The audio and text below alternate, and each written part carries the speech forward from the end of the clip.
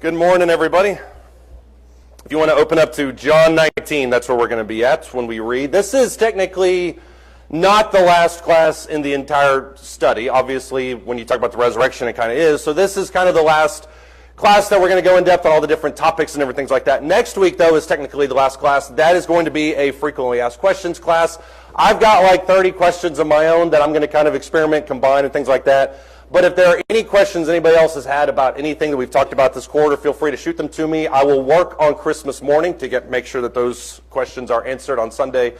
Shoot them to me. I will add them to the class as we have time, but obviously there's quite a bit that we've covered. And also, I know that there's a lot that we've talked about this quarter that's kind of new. I mean, certainly stuff that I've learned.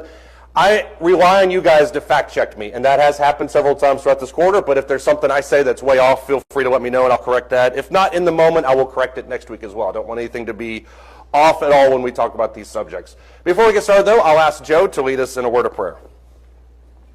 Our Heavenly Father, we're so thankful for this day, thankful for the blessings that we have in this life that we take for granted. Pray that we'll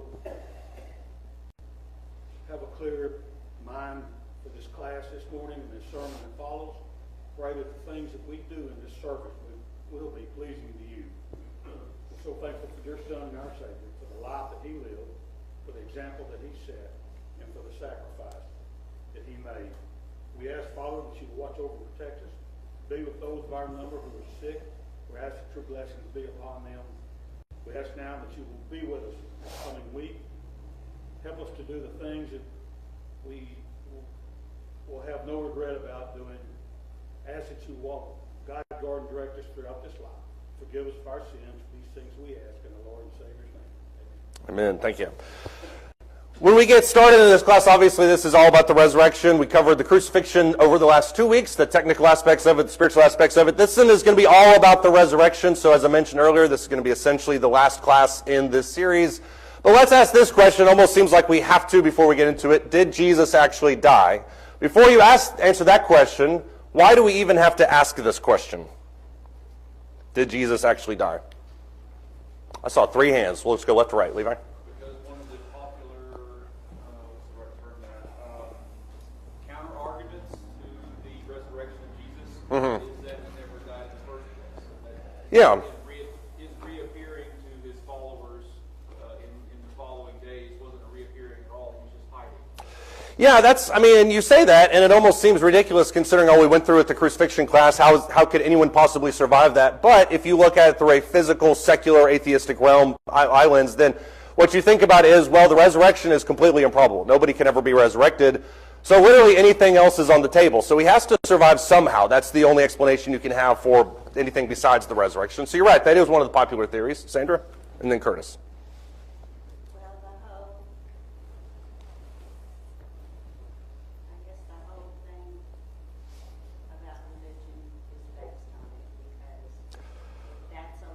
Right. The whole point of this Bible is teaching the, I don't even know how to say it, reconciling us back to God, or Yeah. what would you say? I think reconciling is a good word, yeah. Bringing us back to him, the Spirit returns, yeah. Our sins separate us. Right. In the Old Testament, they had to make physical sacrifices. Mm-hmm. In the New Testament, our faith is based on this. Right. That is the reconciler. Yeah. So next week, ironically, I'm doing a sermon on the resurrection. I guess that probably would have been better this week, but that might be a little bit of an overload. But I did a sermon several years ago where I made the statement, and I still believe it to this day, which is kind of what you alluded to, that the resurrection is the single most important miracle that Jesus did. If he doesn't do that, nothing else really matters. If he does do that and doesn't do anything else, then it still kind of stands on its own. And so, in my opinion, the resurrection is the single most important thing to have any kind of faith in because it kind of all hinges around that. We'll get Joe and then Curtis. Joe. If he did not die, then John 19:33 is a lie, and if it's a lie, then the whole Bible is thrown out.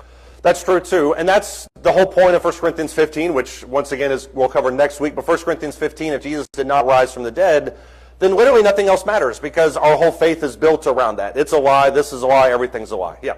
Curtis, did you have something, or were you shaking me off? I was thinking about the fact that you identified what is the most important event in the history of the world. Right. Even in these days, we talk about the miracle of Christ risen from the dead. What about the miracle of his birth? Right. That he was not conceived by natural means, but rather through the Holy Spirit. And then, you look at the miracles before, I mean, that they're entirely supernatural, that nothing physical can explain it. Mm-hmm. And then the fact that, okay, he died like a man, and as is appropriate, he died suffering horribly for our sake. Right. So you can look at it as that's the most important thing because he bought our salvation. But then the resurrection is the assurance that we too are going to be resurrected. Right. And that's what Hebrews 2 goes into, is because he conquered death, we can have no fear of death. So there's the transaction there. So you're right. I mean, the Gospels go heavy into the idea that Jesus was so brutally murdered that there's no possible way he could have escaped it. But if you're predisposed to thinking all of it is a lie, you don't want to believe in it, you don't care that the resurrection even happened, then yeah, you're going to explain it away using a variety of different resources. And that's what I think is fascinating. Jeff? So, in the Old Testament, part of the sacrifices was there was a death of the animal, Right. But we know that didn't wash away our sins. That was just a moment to this. So Right. Jesus really had to die because of that to complete that sacrifice. Right. But for, like everybody's been saying, the best part of it for us is that he actually rose from the dead. So, Yeah. the fact that we have to do these physical sacrifices. Mm-hmm. Yeah, and that's what, I mean, if you think about the core of Peter's sermon in Acts 2 on Pentecost, it's exactly that. David's tomb is with us to this day. You can go visit Muhammad's tomb, I think, if you want to. The fact that you can't visit Jesus' tomb, in my opinion, is the slam dunk on the entire thing. So that's a big part of it. John? According to Scripture, what is required for a testament to be in effect? Right. To be in effect, the death of the testament. Right. Yeah, and so that goes into the and we've kind of gone into the spiritual aspects of it, which is totally fine because this is a Bible class. We need to move into the spiritual components of it, and you're exactly right. If the death doesn't happen, then the testament doesn't come into effect. The resurrection is almost as if the stamp of approval that there is hope at the end of that. So all of this kind of blends together when you go throughout this entire process. The most fascinating part of it to me is how widely the different opinions are, and especially the theories that people come up to. And I didn't want to go into, we didn't really have time to go through this morning, the idea of the swoon theory, the idea that Jesus just passed out on the cross and then was brought into the tomb. And I hate this phrase, but the coolness of the tomb resurrected him. I don't know what kind of humidifier brings somebody back from a crucifixion, but that's obviously an argument some people would make. Some people would argue, and I thought this was most fascinating, that the reason Joseph and Nicodemus asked for the body was because Jesus wasn't dead yet. They pull him off while he's still alive. They sweep him away and he's resurrected. That apparently was a really big issue, and so you've got that happening too. As far as the swoon thing, the Roman soldiers were there. Right. They were not going to take him down off that cross. Right. And just to make, go ahead, sorry. The only person that really cared as far as the Romans was the centurion. Right. And he said, "Truly, this man was the Son." Yeah, and then as if to just kind of reinforce that point, they stab him in the heart with the spear so that blood and water comes out, which I read, I'm not even kidding you, I read an entire 8-page article this week that argued about how he actually stabbed him in the heart. It was actually 2 ribs below. I'm like, as if that really matters in this whole scene. But regardless, there's a whole argument that's based around that. Paul? Real quick, I want to say this whole thing that you're discussing focuses or centers around human logic, and we cannot apply human logic to the acts of God. We just can't do it. We don't Right. understand it. We can't explain it by trying to explain it to people. You can't do it. That's the case here. You can't. This is applying human logic, which you can't do. Yeah, you can't apply human logic, and I am the biggest proponent to not saying every single time, well, some things you just have to take on faith. You just have to take it on faith. Like, I do believe that faith is necessary, but I also believe that there needs to be quite a bit of evidence to back up that faith. But at some point, you have to take it on faith. Either Jesus died or he didn't. Either he's resurrected or he wasn't. So you have to make a choice at one point. And what's fascinating, as I mentioned a second ago, is the difference in aggressiveness with which people pursue these different options. For instance, one guy obviously argues this, and notice especially how he says the weight of the evidence. Both of these guys are going to say this. The weight of the historical medical evidence indicates that Jesus Christ did not die on the cross, but was rather delivered alive and then treated. I don't know how you survived the cross. There is a tiny argument that Josephus would make in one of his antiquities that says there were 3 crucifixion victims. All 3 of them were brought off the cross. 2 of them died. 1 of them was revived because he received the best medical care. Jesus did not receive the best medical care, so obviously he's not coming back, and he's certainly not coming back within 3 days. That crucifixion victim took 2 weeks. So there are precedents for people to say, well, obviously crucifixion doesn't necessarily kill everybody. That's true, but it has a 99.9999 death rate to it, so go ahead. To me, all these arguments that come against Jesus, everything that has to do with Jesus, all the things, the virgin birth, Mm-hmm. the miracles, the death, the resurrection, all come from philosophies that don't believe in anything like that. They come from atheists, come from the world's religion like Buddha and Hinduism and Islam. Yeah. Don't believe it. And so they're going to make all kinds of Yeah. claims that Jesus. I wish I could agree with you 100%, but there is, and there will always be, a pocket of Christianity of people where people don't believe in the resurrection. You've got people that don't believe in the virgin birth. They don't believe in, and Yeah. they're supposed to be Christians. Well, and that's the whole idea behind, don't have time to get into that, but the Jesus Project, where they get together and they say, okay, we're going to rip out everything that doesn't make sense. That's exactly what Thomas Jefferson did with the Jeffersonian Bible, where he just cut out everything that didn't make any sense and just keep the teachings of Jesus. If that's the philosophy you're following, you might as well not follow it, because it goes opposite everything that you should do to live some kind of, awesome life, I guess. I don't know. Go ahead, Ray. If you look back, man has always tried to outthink God and try to prove the Bible, not true. Mm-hmm. Find loopholes for the way they believe or the way they act to make it, okay. Mm-hmm. If Jesus didn't die, if our forefathers and all that really didn't believe that, Mm-hmm. what do you think would be a society today? Yeah. Every man for himself. There'd be no more. Look what's happened from the beginning of America, Mhm. where it is now, how liberty was gained. Right. If there were no guidelines or anything, we wouldn't have made it this way. That's true. I'll save all my commentary on that thought a little bit later. But you're right. I mean, it does give us guideposts. We'll get Sandra and then we'll keep moving. Go ahead. John 10:18, if he did not die, then Jesus is a liar, and I don't want to serve a God that's a liar. No, and you shouldn't. And no one is taking it from me. I lay it down my own free will. And Right. I have the authority to lay it down, and I have the authority to take it down. Right. So, if he did not die, then he's a liar. If he didn't die, yes, because he said this is what he's going to do. And I actually hadn't thought about it from that angle, but if he says he's going to die and he doesn't die, then he's a liar. I think that's a great way to kind of talk about that. What's fascinating, as I mentioned, is you have this weight of evidence. On one side, people say there's no way that Jesus could have possibly died. It's beyond medical and scientific reasoning. Then you have other people that say the exact same thing with the exact same force on the positive. That say, accordingly, interpretations based on the assumption that Jesus did not die on the cross appear to be at odds with modern medical knowledge. I put MD because this is a doctor that's talking about this. When you analyze the process of crucifixion, there's literally no possible way for somebody to go through what the text reveals to us and yet still survive on the other end. And that's the position, obviously, that the Gospels take. If you look in John chapter 19, starting in verse 31, it says, Then the Jews, because it was the day of preparation, so that the bodies would not remain on the cross on the Sabbath, for that Sabbath was a high day, that was the Passover, the Feast of the Unleavened Bread time, he asked Pilate that their legs might be broken and that they might be taken away. So the soldiers came, broke the legs of the first man and of the other who was crucified with him.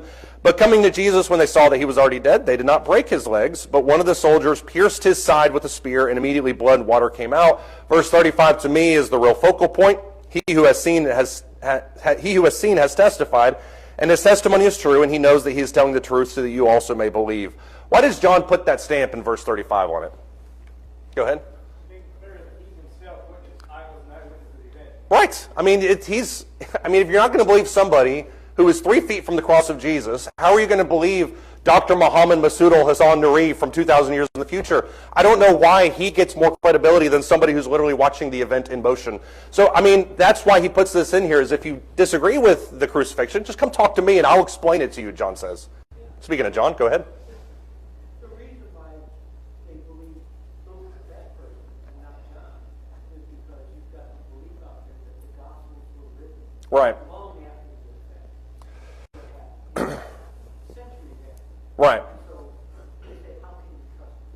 That's true, and I do think there's quite a bit of evidence that shows the Gospel of John was written significantly past the synoptic Gospels, Matthew, Mark, and Luke, but John still wrote it in his lifetime, in the first century, 70, 80, 90 AD. So that generation that rose up is probably thinking, well, how do we really know this is true? Well, just go talk to John. He's over at Ephesus. He may be in his 90s, but I promise you, he still remembers this event. So he's saying it, come talk to me, and we'll talk about it more. Curtis? Yeah, this short paragraph identifies very clearly that, yes, indeed, Jesus is dead. Because first of all, the Romans, the soldiers who were there, they watched death every time they got there and crucified people. Okay? Yeah. They understood, they watched him die before, they knew how it happened. Right. The fact that they were breaking the legs of the other people. Right. Jesus did not say he was already dead. They identified him as being dead. And just to prove it, Mm-hmm. when he ran that spear up his heart, the way the water separated from the blood indicates, yes, he was already dead. Right. Yeah, I mean, the whole point of the crucifixion is for him to die, and these soldiers have a charge. Now, obviously, it's not a good charge, but their responsibility is to make sure he's dead. The whole point of crucifixion is to use it as an example, as a warning. If the soldiers relay to Pilate that he's dead and he's not dead, well, their lives are on the line, because then they let go an innocent person. So you're right, not only are they familiar with death, but they're also going to make sure that he's dead at the same time. So I think that's an important point, too. The other aspect of this whole thing that I think we have to focus on is the fact that even if Jesus somehow did not die, there's no possible way he could have escaped crucifixion, the tomb, any of that stuff. There's just no possible way. Look at John chapter 19, starting in verse 38. He says, after these things, Joseph of Arimathea, being a disciple of Jesus, but a secret one for fear of the Jews, asked Pilate that he might take away the body of Jesus, and Pilate granted permission. So he came and took away his body. Nicodemus, who had first come to him by night, also came, bringing a mixture of myrrh and aloe, about 100 pounds weight, which, by the way, your translation may say 75 pounds on that. The pounds is a very specific Greek word that is remarkably accurate inside the text. That being said, certain translations interpret it one of two different ways, and so that's why you might have a discrepancy. Verse 40, they took the body of Jesus, bound it in linen wrappings with the spices, as is the burial custom of the Jews. And now in the place where he was crucified, there was a garden. In the garden there was a new tomb in which no one had yet been laid. And therefore, because of the Jewish day of preparation, since the tomb was nearby, they laid Jesus there. What is the burial process for Jesus?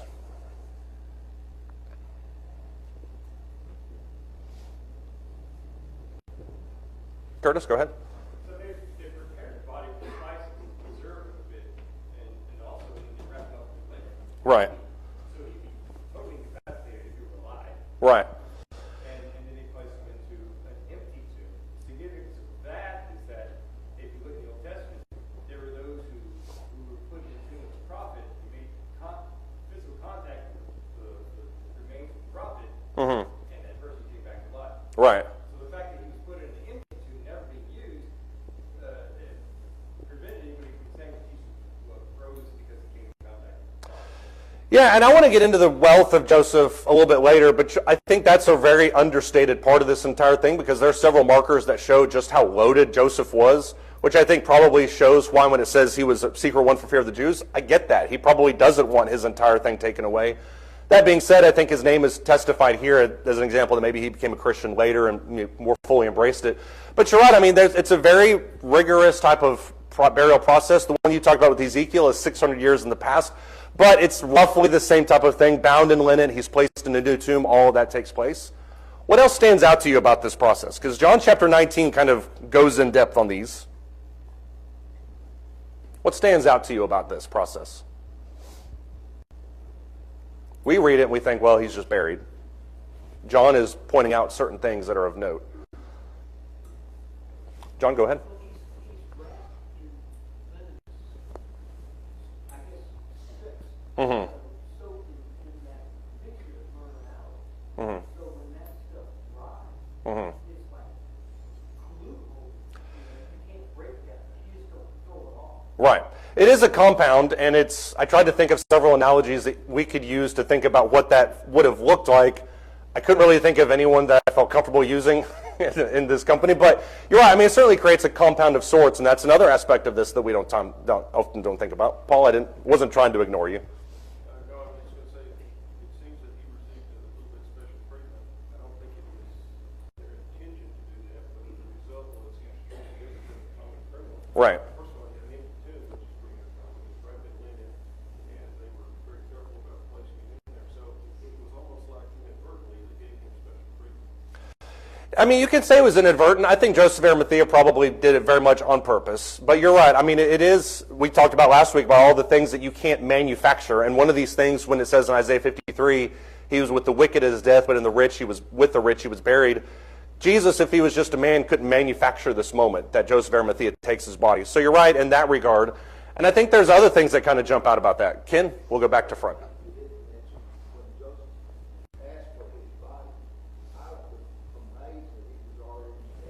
Yeah.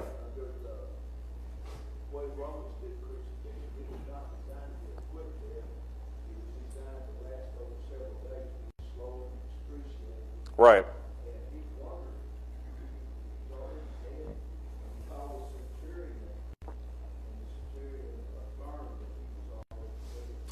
Yeah, which has always been shocking to me that Pilate was surprised considering he saw Jesus post-scourging and knew that that guy didn't have much time left anyway. So the idea that he would die pretty quick, that shouldn't be a shock to Pilate.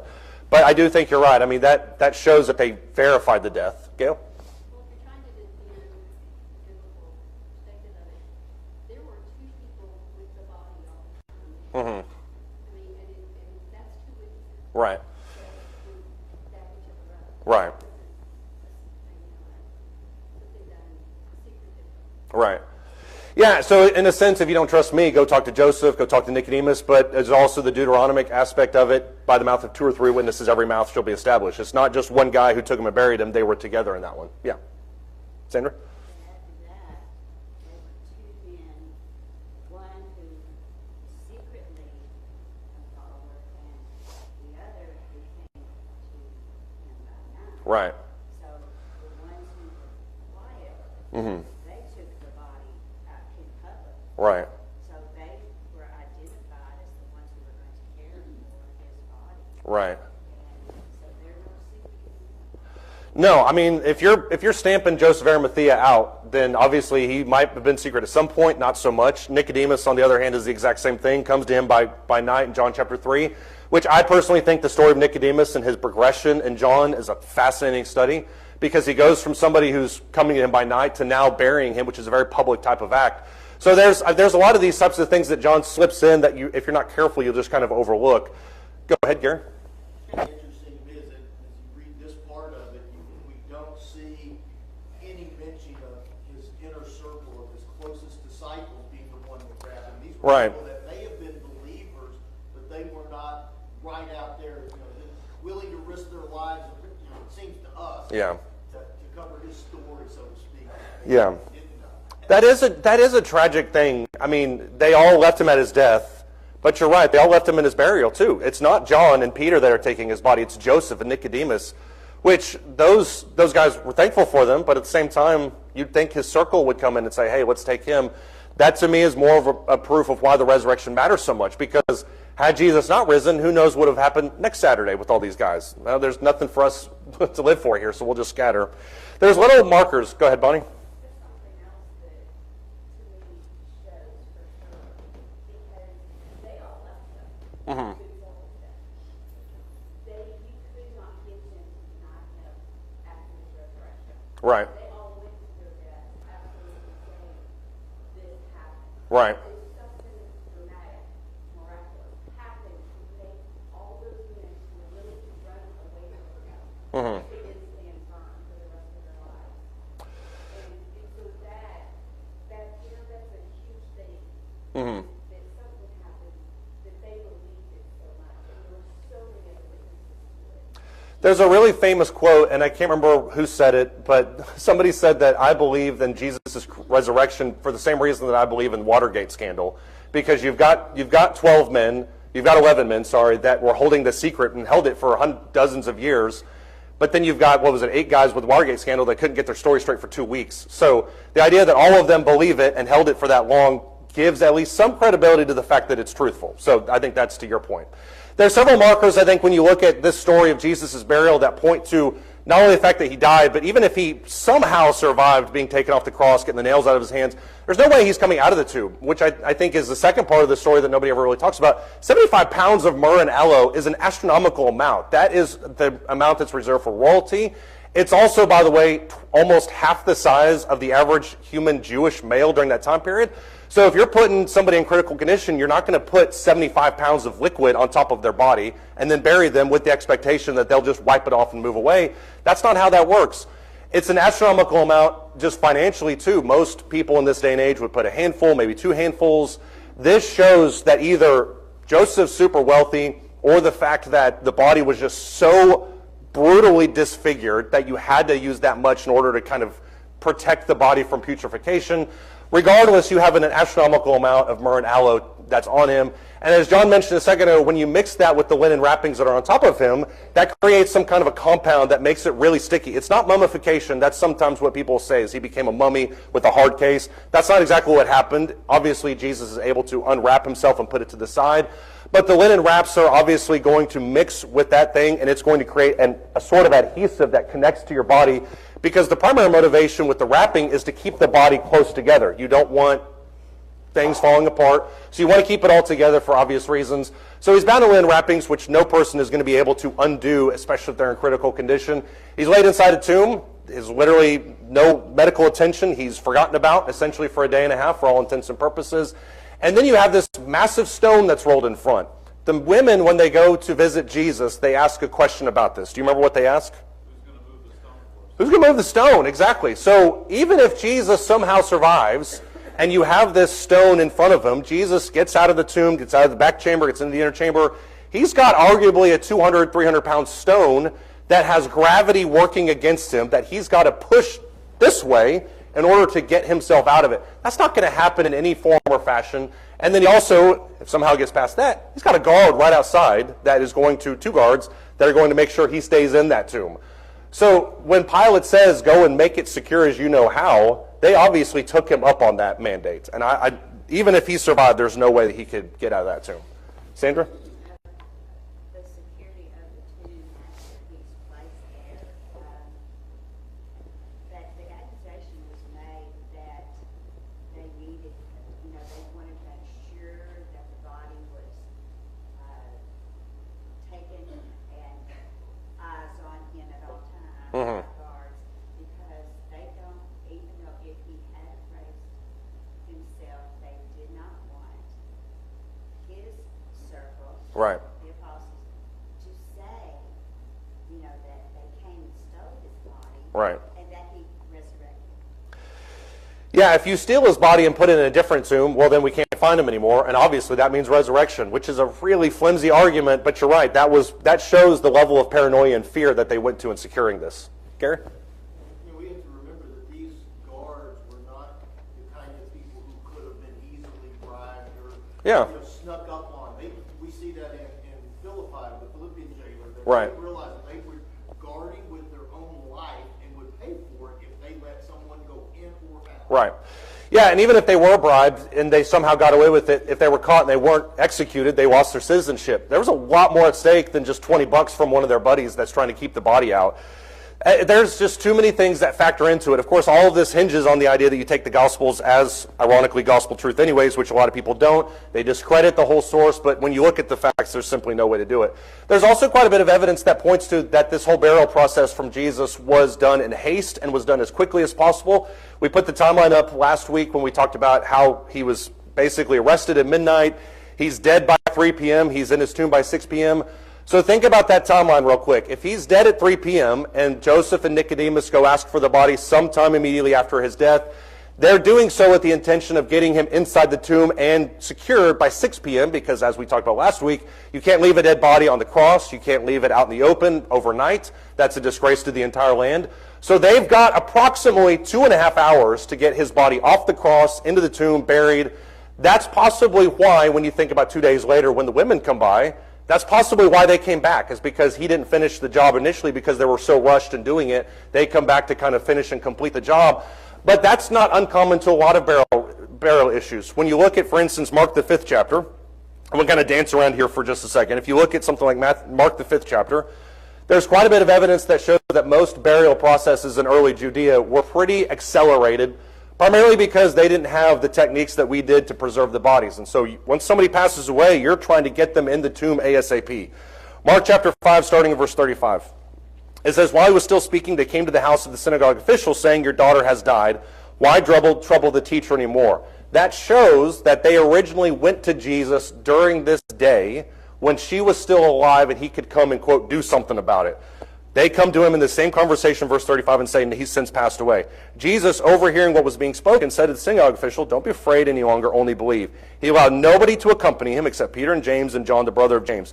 They came to the house of the synagogue official, and he saw commotion and people loudly weeping and wailing. This is not an uncommon sight. If you remember funerals from 100, 150 years ago, oftentimes if you have a wake, this is a mourning process for you to be upfront and intimate with grief. That's most likely what's happening here.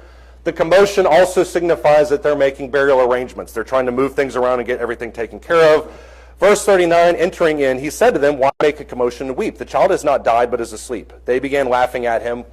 Not in a mocking sense, I don't think. It's probably more out of grief, I would imagine. Putting them all out, he took along the child's father, mother, and his own companions and entered the room where the child was. That's a preparation type room. They're laying her out in order to prepare for the burial. Taking the child by the hand, he said to her, Talitha cum, which translated means, little girl, I say to you, get up. Immediately the girl got up and began to walk, for she was 12 years old. So the funeral procession, as soon as somebody dies in that time period, it starts immediately, because you've got religious ceremonies to deal with, you've got the natural degradation process of a body to deal with, you've got to get that person in the tomb ASAP, because you'll eventually come back later and take care of that. The processional, and this is to Gary's point that we talked about a second ago, the processional also includes everybody. I can't do that as discreetly when I have to point it directly at it. The processional includes everybody. Look in Luke, the 7th chapter. Gary mentioned earlier about how Joseph and Nicodemus were the only people there. That's true, and it's also incredibly sad. Luke, the 7th chapter, talks about how most processionals had literally everybody that accompanied it. Luke chapter 7, starting in verse 11, says, soon afterwards he went to a city called Nain. His disciples were going along with him, accompanied by a large crowd. Now as he approached the gate of the city, a dead man was being carried out, the only son of his mother, for she was a widow, and a sizable crowd from the city was with her. This is a horrific scene, but it shows the intensity of what happens when somebody dies, that you have a funeral procession carrying the body from the little girl in the back room, if it was the same story, all the way to the tomb, bringing her there. Everybody is following along with them. As Gary mentioned, Joseph and Nicodemus were the only people in the processional for Jesus.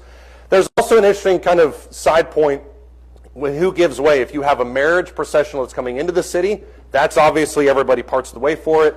If you have a death where somebody's being carried out of the city, everybody parts the way for that. If that happens at the same time, the dead body would be moved to the side to allow the marriage to continue, because under Jewish law, life gives way to death, or death gives way to life. So that's a little side point there for you. When you look more into the story, it says, when the Lord saw her, he felt compassion for her. He said to her, do not weep. He came up and touched the coffin, which is not a coffin as we would know it. It is a wooden plank that they were carrying her on. The bearers came to a halt. He said, young man, I say to you, arise. The dead man sat up and began to speak, and Jesus gave him back to his mother. Probably means unwrapping him. The linen wrappings that went around the face, around the legs, and then the linen cloth that went over his entire body.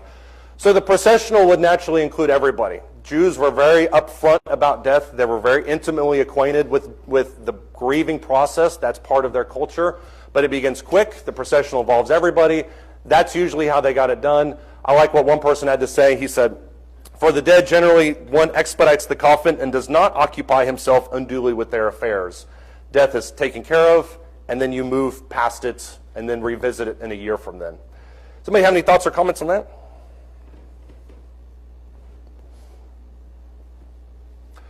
When you look at John chapter 20, you see other aspects of this that I think are interesting too. If you look at John chapter 20, I love how John just kind of takes us through this entire story piece by piece. John chapter 20, starting in verse 1,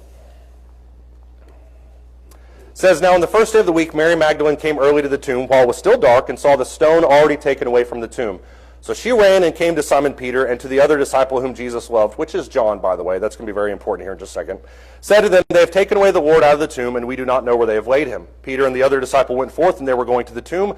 The two were running together, and the other disciple ran ahead faster than Peter and came to the tomb first. Let the record show that John beat Peter in a foot race.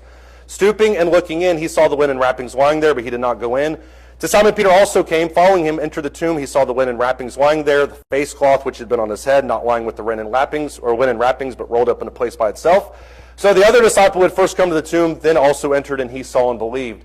This storyline doesn't really seem to follow, because when you look at verses 5 through 8, it talks about coming to the tomb, it talks about stooping, it talks about entering, then it talks about somebody else coming in and looking. The procedure for that falls almost deaf in our world because we don't think about death in those terms. We think of funeral home, burial, that's the way that we move on past it.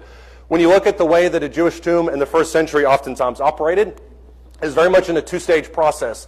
What you essentially have, if you can read this, is the best picture I could find for this, by the way. The very first chamber is essentially the preparation chamber.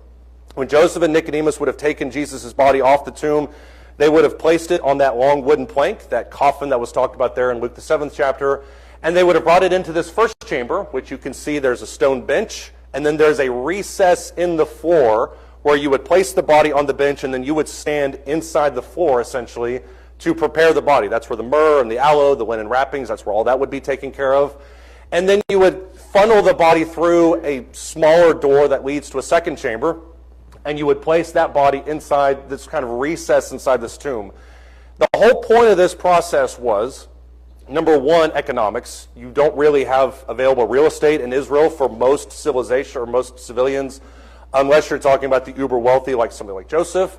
So you've got to make the best use of available space possible. You wrap the body up, you put it back there, and you wait an entire calendar year for that body to decompose, and then you place it in an ossuary. That we'll talk about that here in just a second. So when you think about John chapter 20 through the lens of this, what it's testifying about, and it's more than just John bragging about his 40 time, what John does is he comes into the tomb, he looks, he sees nobody sitting in the front part, he then stoops and looks into that back chamber where Jesus' body should have been. What does he see instead?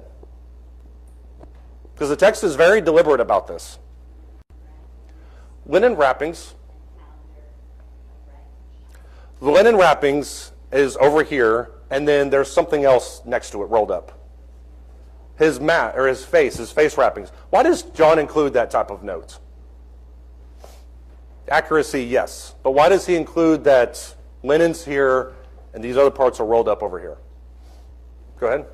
Somebody was going to place it. I mean, they could have just haphazardly ended up like that. So Jesus or some angel had to put them in that position.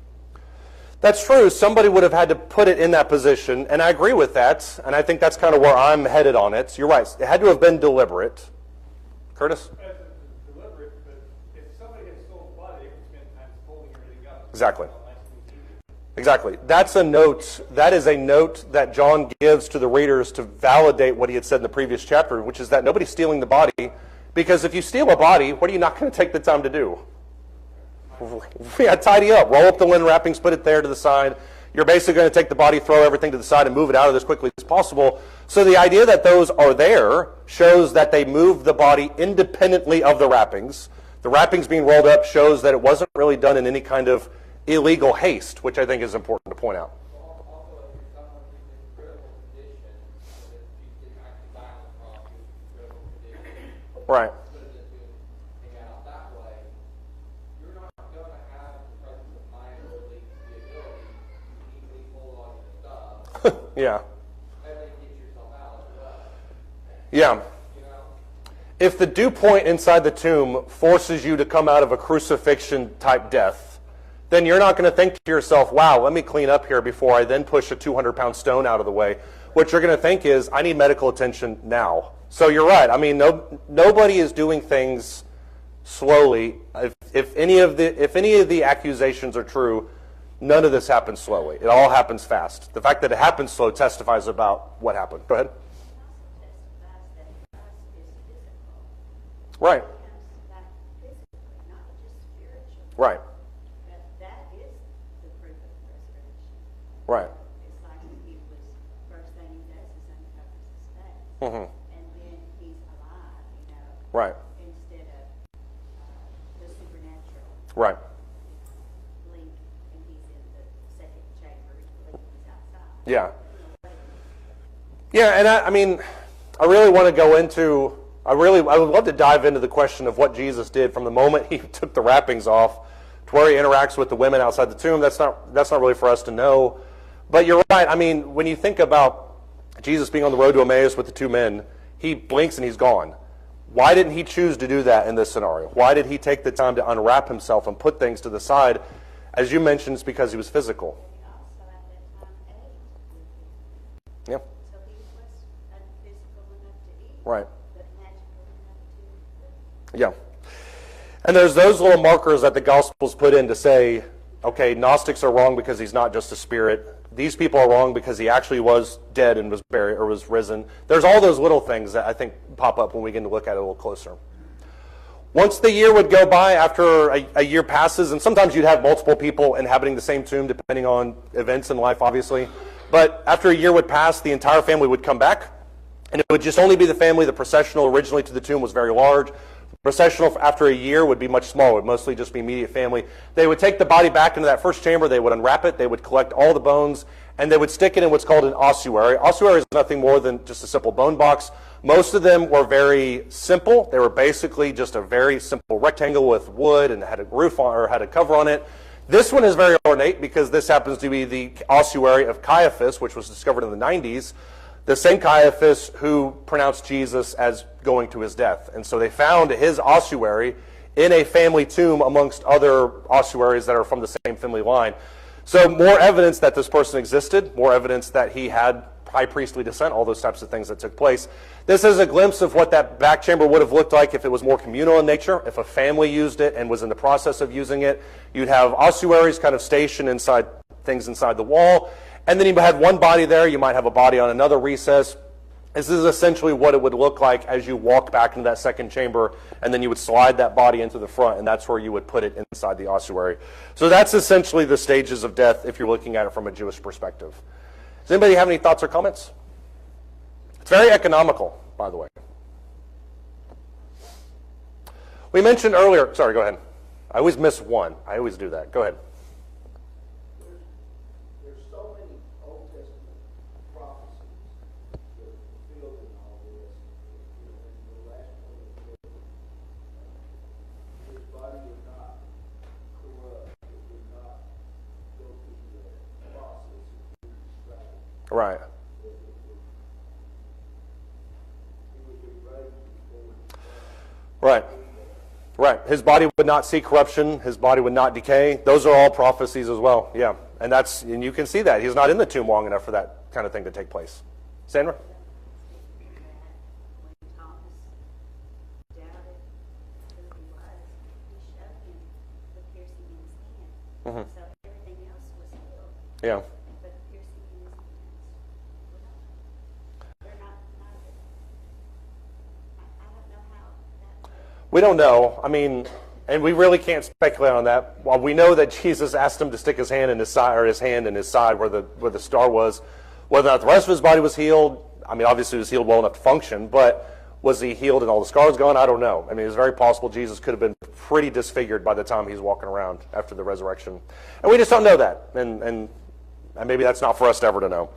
We talked earlier about this prophecy in Isaiah 53, verse 9, about how he was great was assigned with the wicked, and yet he was with a rich man in his death. That's a prophecy generated from Isaiah 53. Everyone in that day would have thought, hey, this is about the Messiah, so there's no issues there.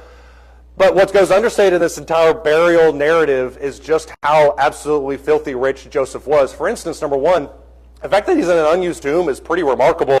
Number one, because nobody had ever used this before, which says, number one, about how wealthy he was, but it also says that he footed the bill for this entire tomb to be created.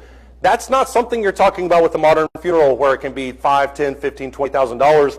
In order to hew out a tomb in Jerusalem, which is mostly rock, you're talking about an average expense of about $100,000, if not more, that he had created for himself and for his family line. Since it's not depreciating over time, since nobody had ever used it, he foot the bill for that entire thing by himself. So that by itself states just how absolutely obscenely wealthy he is. Number two, think about the geographical real estate of where this thing is. If you look in John chapter 19, verse 41, this is a very specific placement. It says, now in the place where he was crucified there was a garden. In the garden there was a new tomb in which no man had yet been laid. The proximity to Golgotha is there, but it's also the proximity to Jerusalem. So not only did he have the money to create a new tomb for himself, he had the money to create a tomb for himself within close proximity towards Jerusalem. So that's not an unusual, or that's not a light expense either. Then you also have a stone that rolls in 75 pounds worth of spice. Most people, if you are talking about a tomb, they would just drag a big boulder in front of it. Why did they do that? Because they got to drag it out in a year. So it wasn't something that they put a whole lot of thought into as much as it was, we just want it closed. When you're talking about a craftsman that goes in and creates a stone that actually rolls in front of it, that shows a little bit more care. 75 pounds of spice, I've seen people equate that to anywhere between $150,000 to $20 million. Regardless, it's still an astronomical amount of sum. And then also the fact that there's a gardener. Did anyone ever stop to think about that? That when Mary is looking, or that when the women are in the tomb looking at Jesus and they're hearing it, she assumes, because of the proximity, because of the type of people that are buried in that area, because of the fact that it's a new tomb, she suspects that Jesus is a gardener. You don't have a gardener in a normal, run-of-the-mill Judean tomb. The only reason you have a gardener is if somebody is tending actively to the affairs of those burial areas, because that's where people are going to on a regular type of basis. So all this just shows not only that the prophecy came true, that's the most important thing, but just how wealthy Joseph was in this entire process, and what he probably stood to give up by becoming a Christian. There's that mention earlier, we talked about a second ago about the gardener, I think is especially fascinating. And this verse I spent quite a bit of time thinking about over the last few weeks, because when you think about Mary that's looking at Jesus, she hears him behind him. A lot of people would argue with this verse because they would say, well, why didn't Mary recognize Jesus?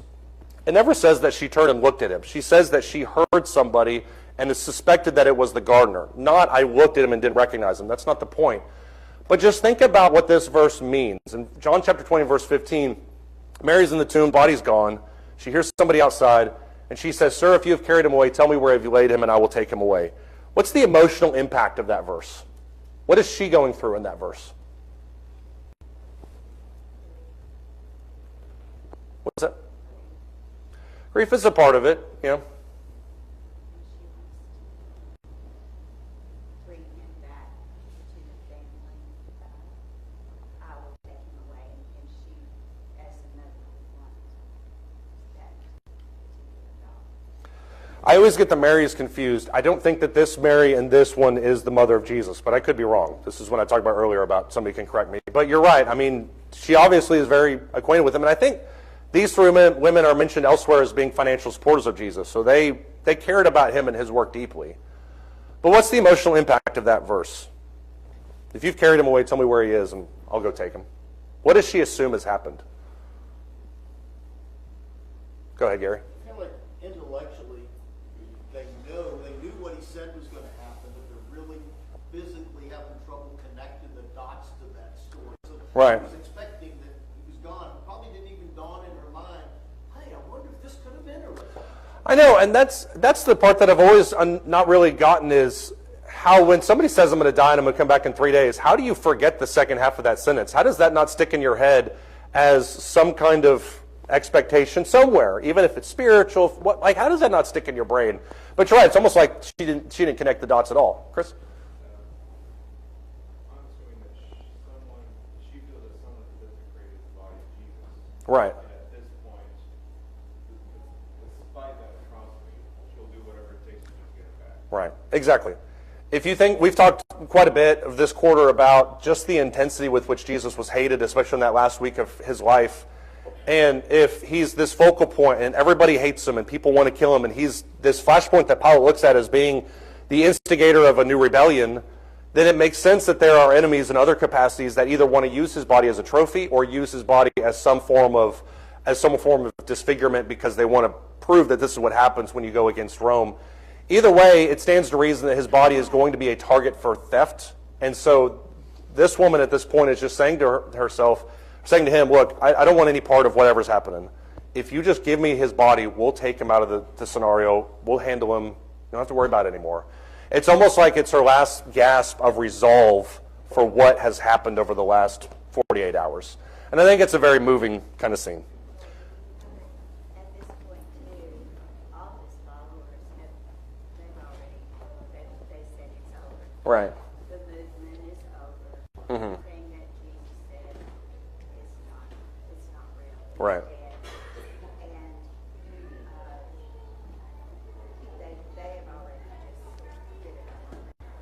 They have, but for her, the job isn't finished yet. She's got to bury his body with dignity. Yep.